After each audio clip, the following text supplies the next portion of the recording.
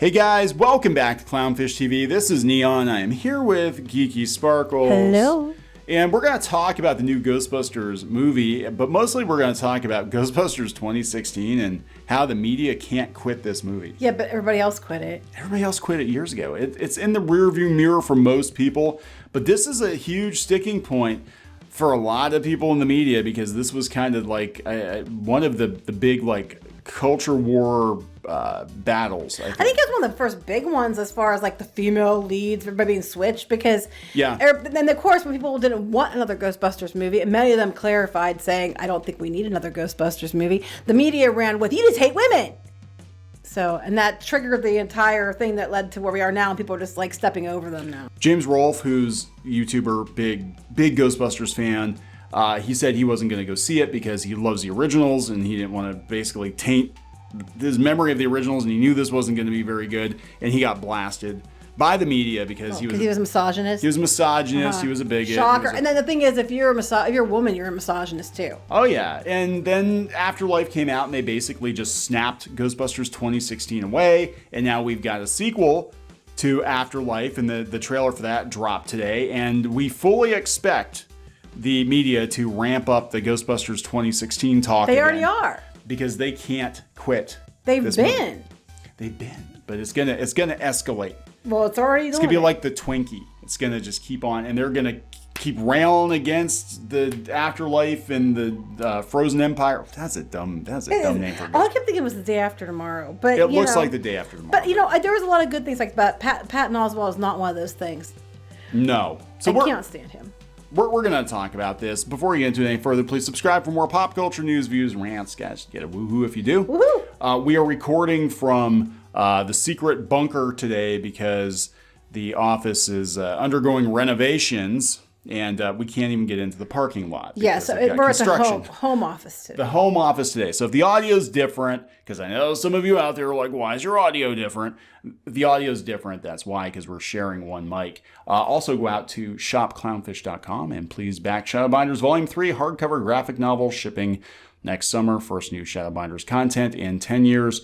And you can also pick up books 1 and 2. All right, so let's... Before we get into the 2016 stuff, let's talk about Ghostbusters Frozen Empire, which is the trailer that dropped today, the teaser trailer for Ghostbusters Frozen Empire.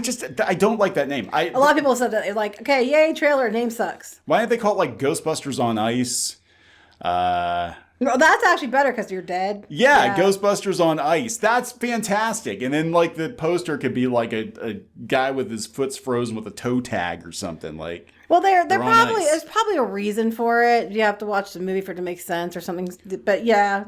I mean, we can just briefly talk about it. The good is it takes place in New York again. Mm-hmm. We've got the firehouse. Mm-hmm. We've got the gang back together, presumably at the start of it. I still think they're going to Han Solo somebody because we have the original Ghostbusters that are left in the trailer. Yes, and I think they're going to do the Force Awakens and Han Solo kill somebody off. My money's on Bill Murray. Yeah, he's wanted to die for a while. Yeah, so. My money they're going to kill him off. Yeah, I don't know that, but they'll probably do that. Now explaining how they get the kids from Afterlife and their school teacher to New York. Well, I'm sure they do. A summer vacation or something. Internship or something. But at least we got the firehouse back. We got Ecto-1 back. Well, they probably just went back to New York because weren't they from New York? Yes, they were. So they probably just went back. But apparently there's a new villain in this one, and it's Elsa. Elsa's the new villain. No, Elsa's not the new villain. So basically this one has stakes, though. You feel like people, because they tell you people are freezing to death, people are actually dying. Yes. So this one has stakes. One thing I will... And then ice stakes, too. Yeah, one thing I will say about this one is it doesn't look as slapstick as... I mean, that's one thing about the original, especially the original Ghostbusters, is it was quasi-serious. Yeah, there were jokes, but like... You could tell they were trying to actually give you a little bit of a scare. And we'll talk about Ghostbusters 2016. It was all just slapstick. It was dumb. Start to finish. It was stupid. I'm sorry. This one looks like they're actually trying to give you a little bit of a fright. But Frozen Empire, I just do not like. I don't like that title. Frozen Empire. No. No. A lot of people don't like the title. A lot of people are saying, trailer, yay, names, boo. No pun intended. But what was weird about it was a lot of people didn't even know they were working on a 4th official Ghostbusters. They didn't know it? No. And they just kind of dropped it. But the trailer, when I checked it, wasn't getting a lot of views, relatively speaking. Like on the Ghostbusters official YouTube channel, only had like 5,000 views. And on the Sony Pictures channel, which has 7 million subscribers, only had 150,000 views in the first hour. And even now, if I hit refresh, I don't think it's that many. It's probably under 200. Let me see here. It's almost 300. But still, like another Ghostbusters movie, I think before 2016 would have had millions of views. Yeah, I think people are just. Yeah, I think 2016 did a lot of damage. Oh yeah, for sure. So let's talk about that, because 2016 is something they can't quit, and I guarantee you they're going to start talking about 2016 again. Because they already are. Yeah, and this was before the trailer dropped, though. I mean, they never stopped. That's the thing. They never stopped talking about Ghostbusters 2016. They're just pissed. They lost. They're so mad. They're pissed because they Leslie lost. Jones keeps complaining. Shocker. Yeah, and Jason Reitman kind of like backhanded the cast on that one. He's kind of like, I mean, he was nice-ish about it, but he was basically like, yeah, that movie wasn't actually Ghostbusters. Yeah, basically. But most of us is Leslie Jones, because she's the one out there shooting her mouth off. But she got paid less, which is, that's not cool. But the thing that gets me about her character too. I mean, I don't know. I mean, she's always kind of run at the mouth on social media, and she's like, oh, well, F us, right?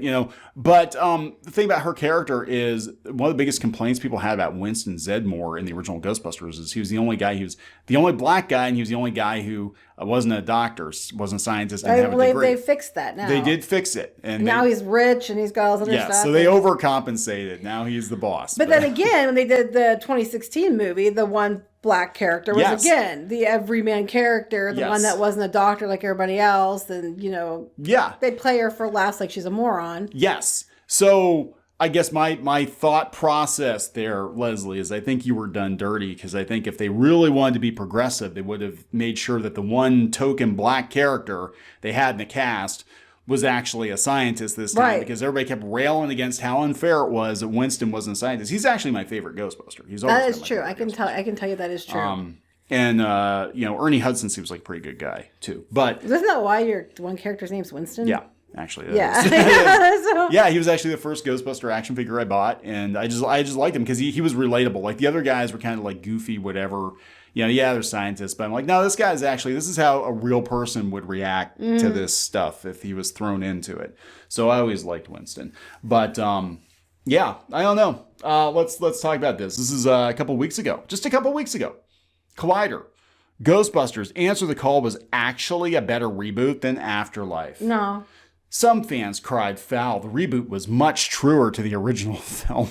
No. It was like a parody of Ghostbusters. It was. Well, the new ones are more like, it's not just like Ghostbusters. It's kind of tying in like the vibe of the real Ghostbusters and stuff like that into it, I think, as well. Yeah, I would like to see, if they were going to continue the Ghostbusters franchise, do movies, I'd like to see them actually bring in some of the elements of, the real Ghostbusters, like bring in Sam Hain or some of those other like really cool villains from the Deke series. Duke. I love that video. Dick Ghostbusters. That's what they're mad about.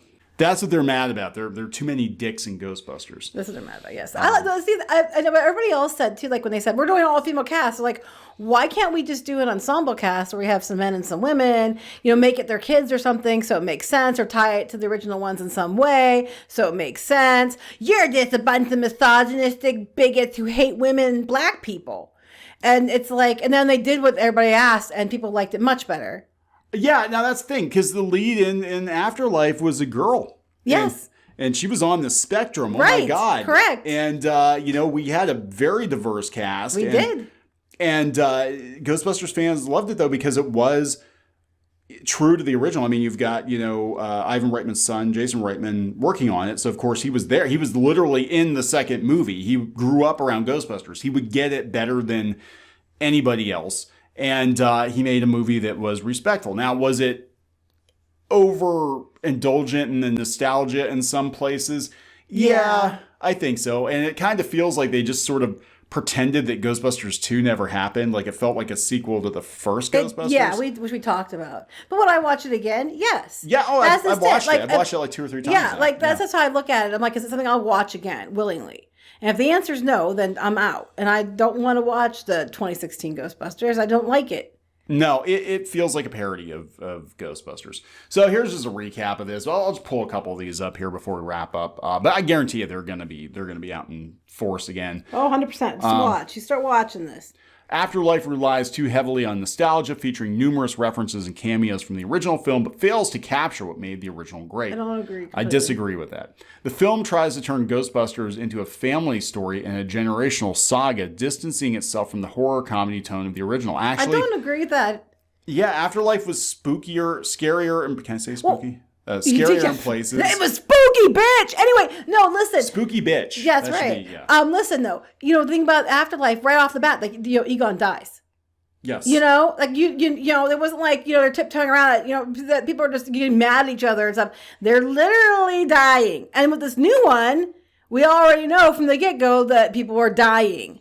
So it's not like just like everybody's spooked and scared. People are going to be killed or being killed. That's not. I think that's not that far removed from the horror comedy tone. No, in the original Ghostbusters, again, yeah, there was comedy there, but you could tell there was a serious tone. And Dan Aykroyd, being as obsessed with the paranormal and the occult and stuff that he is, I think he was going for probably more of a serious movie at first, and then it was Harold Ramis that was injecting probably true the comedy into But they said Answer the Call's a better reboot as it embraces the comedic ensemble nature of the franchise. The problem was it went too far into the slapstick. It was all stupid comedy. Like, it wasn't even funny comedy most of the time. It was just stupid shit. I just want a good ratio between broth and wontons. Really? Yeah. I'm like, oh yeah, you're right. That's so much funnier than the original. Hot damn. So here's where Afterlife went wrong. All right. So as far as the original was concerned, Ghostbusters was never meant to be a family story of whimsical coming of age adventure, but a wall-to-wall horror comedy. The 84 classic features some of the most popular comic talent at the time, popping wisecracks and working off each other's egos while bumbling through a larger-than-life sci-fi horror story. Oh my God. Blah, blah, blah, blah, blah, blah, blah, blah, blah. Basically, tonally, it was a different movie than Afterlife, right? Answer the Call had a stronger grasp on the kind of tone and fun spirit that a Ghostbusters film is supposed to be. It was too far the other way. If they're going to argue Afterlife was too far towards the horror, then Answer the Call was way too far towards a slapstick comedy. Yeah. They need to meet in the middle. Yes. I will actually give you that Afterlife did feel in some ways tonally different than the previous Ghostbusters movies because they were trying to be respectful. Maybe they went a little too far, but you know what else though? It made sense and it fit. It's a family generational, but it fit, and that's what people are asking for. So like an ensemble cast or one that ties in, or if these girls were Ghostbusters kids or something, so it kind of tied together. Yeah. People asked for that, and then he did it with Afterlife, and it worked. Yeah. So yeah, they did go too far the other way, and they basically thought, well, we're just going to take 4 funny women and just gender swap them. They're from Saturday Night Live too, right? So it's all good. So we'll just take 4 funny women and do the same damn story, basically. Up for debate on some of them. Funny adjacent women. We're going to take 4 funny adjacent women. Although Holtzman, Kate McKinnon, I like Kate McKinnon. If they reworked her character and made her the daughter of Egon in a hypothetical sequel. She just went too funny. And she just went too funny. Well, the other one's his daughter, but she's slutty. Right. She's actually more believable, I think, as Egon's daughter than... Plus, she looks like Egon from the cartoon. So, but yeah, it went too far the other way. But they're going on and on. 2016 should have been a great film, but the star reveals what went wrong. So now they're admitting things went wrong, according to Leslie Jones. No, but Leslie Jones is going to say what went wrong was everybody else. Men, audiences, fans, all that. It was all their fault. The crew deserved it for it to be great for y'all, but the movie we actually made a lot of stuff got cut for cost. Okay, so this actually probably is true. It still was a pretty expensive movie, but I remember Dan Aykroyd saying that they went way over budget with 2016 because they leaned too heavily on CGI effects and the whole thing looked like a cartoon at the end with all the ghosts. And he basically said, hey, this costs too much. Okay, but listen to this. Listen to this shit. A lot of the good stuff was cut out. If they had released the movie as we shot it, I swear things would have been different. Paul Feig was awesome during the shooting. And we were doing improv all over the place. We're that funny guys. And there was even a dance scene that was so dope. No, we've seen the dance. They put it at the end, okay? It's Chris Hemsworth was possessed and took over the whole army, and he was like really funny and weird version of Thriller. And he was dancing on a theater. And we saw it. It was bad. It wasn't Thriller, cut. It was bad. Another Michael Jackson album. Yeah, you know what I'm saying? Yes. It got cut. It got cut because it was terrible. Maybe some of the reasons some of your jokes got cut is because you aren't as funny as you think you are. Because what was left in was terrible. So this is the thing, too. They're like, why are we doing a Ghostbusters movie if we can't afford the special effects? The original Ghostbusters was kind of done on a shoestring. Like, it really was, and they used a lot of practical effects, and they really had to haul ass to get it done. If you watch, like, documentaries and making of it and whatever, and they had to call in all kinds of favors to get this thing done. But I think they had more special effects in the Answer the Call than they did in Afterlife. Yeah, because Afterlife was made on a budget. Right, but I'm just saying, like, we don't have the effects, then I'm like... No, they had a pretty... Again, I know this was a big point of contention for Dan Aykroyd because he was actually on a podcast or a TV show, and he was talking about how they went over budget, and they actually warned Paul Feig. They're like, you're going way over budget on this movie, and he's like, oh no, let's just throw more money at it. Because it's Ghostbusters. Because it's Ghostbusters. Everybody's gonna come. Yeah. Nobody came. That's the point. Nobody came for Ghostbusters I know. 2016. Even though there were women in it, they just didn't. I know, right? Anyway, they put a chick in it. They made them gay. They made it lame. And, well, he didn't really specify. But forgotten about. I mean, about the gay part. The other part we don't know. But anyway, look, guys, you're going to see this ramped up to the umpteenth power now, because now all the ass mad journos are going to come out. Oh my God, it looks terrible because we're mad. And I'm like, there's reasons that it looks terrible, in certain parts, like, Patton Oswalt, but they're going to probably sing the praises of him. Yeah, so, I mean, this is the thing. It's like, not only is Ghostbusters 2016 dead, Ghostbusters 2016 is now double dead, because there are 2 official sequels to the first 2 Ghostbusters movies, and 2016 is never coming back. The only way they could do it, and God forbid they do it, is if they do some multiverse thing. Like, Gozers entered the multiverse now, and now we have to get all the Ghostbusters together. Don't give them ideas, because, nothing of value is lost here. Oh, my God. All right, we're going to wrap it up. Yep. Please subscribe for more pop culture news, views, and rants, guys. We'll talk later. Bye.